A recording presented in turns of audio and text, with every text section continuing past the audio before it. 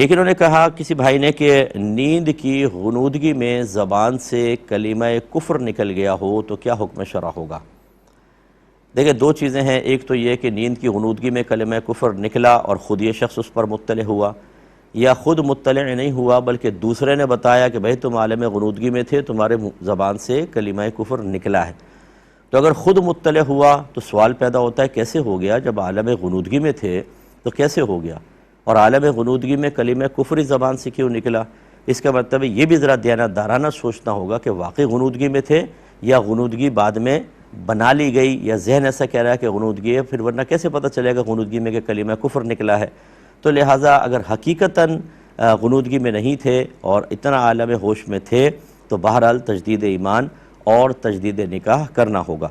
لیکن اگر واقعی بہت زیادہ غنودگی تھی، خود پتہ ہی نہیں چلا اور بعد میں کسی نے بتایا کہ یار تمہیں نہیں پتہ لیکن ہم نے سنا تھا ایسا ہوا تھا، تو پھر احتیاطاً تجدید ایمان تجدید نکاح تو اب بھی کرے گا، لیکن اب سخت حکم نہیں ہوگا کیونکہ وہ عالم ہوش میں نہیں۔